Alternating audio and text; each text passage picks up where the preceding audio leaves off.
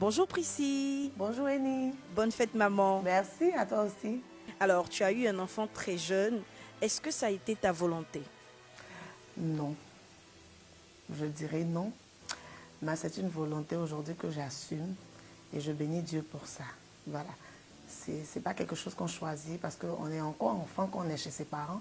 Et je dis tout le temps que quand on est chez ses parents, on n'a pas à être belle ou à être amoureuse. Donc c'est pas vraiment un exemple, mais il faut assumer quand ça arrive. Comment est-ce que tu as géré cette situation? Avec beaucoup de difficultés. Au début, parce qu'on est en Afrique, hein, et quand tu habites dans un quartier populaire, il y a toujours les unkou. Donc, elle avait dit, elle est enceinte, puis c'est toi qui souffres et ton gros ventre. Donc, au début, c'était un peu difficile, mais après, avec les parents, le soutien, ça s'est bien passé. Pour toi, être mère, qu'est-ce que ça implique? Être mère, pour moi, c'est le métier le plus difficile au monde. C'est le plus grand métier. Et je dirais, c'est le plus beau métier. Donc, c'est beaucoup de responsabilités. C'est une autre étape de la vie en tant que femme. Et c'est une grâce, être maman. Comment se passe ta relation avec ton fils? Super bien, je dirais mon fils, c'est mon mini-moi. Donc on partage les mêmes passions. Mon fils, il a un brin artiste, vu qu'il a quelques cordes. On partage quelques cordes, il fait des dessins, il fait de la danse, mais il ne fait pas des dégâts à la main, il n'a pas intérêt à voler. C'est pas pour mes points. Est-ce que tu es une maman gâteau ou plutôt stricte, ou les deux en même temps? Deux. Ah oui, les deux. Quand je sens que mon argent commence à finir, je m'énerve. Donc les deux. Voilà. Qu'est-ce que tu penses des jeunes mères qui abandonnent leur enfant? Alors, ça c'est un sujet qui me peine.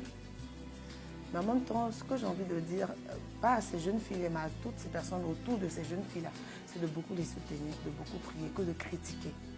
Parce que on a tendance à critiquer quand on est à l'extérieur. Mais tout est une question de base. On n'a pas forcément reçu la même éducation, on n'a pas forcément eu les mêmes chances dans la vie. Donc à toutes ces filles-là qui sont dans cette situation-là, qui ne comprennent pas, certainement parce qu'elles n'ont pas reçu l'amour qu'elles devraient donner à cet enfant-là, qu'avoir un bébé, c'est une grâce, il faut prier pour elles, les conseiller et les soutenir. Si ton fils regardait cette vidéo, qu'aimerais-tu lui dire? Sidi, si tu n'as pas ta moyenne ce dernier semestre, si tu n'as pas ta moyenne, Sidi, tu me connais, non? Quel message peux-tu donner aux jeunes mères? Alors à toutes les mamans, à toutes les femmes, parce que pour moi, toutes les femmes sont des mamans, même quand elles n'ont pas d'enfants. Donc particulièrement à toutes celles qui n'ont pas encore la chance d'avoir des bébés, que Dieu vous soutienne, que Dieu se souvienne de vous, qui vous donne des moyens et beaucoup d'amour. Voilà. Et puis à toutes les mamans qui ont déjà des enfants, c'est tout un exercice. Il ne faut jamais baisser les bras, il ne faut jamais se décourager. Quelle que soit la relation que vous avez avec le père de cet enfant, ou quelle que soit la relation que vous avez avec les gens autour de vous, il faut vous rappeler que cet enfant-là, il était seul dans votre monde.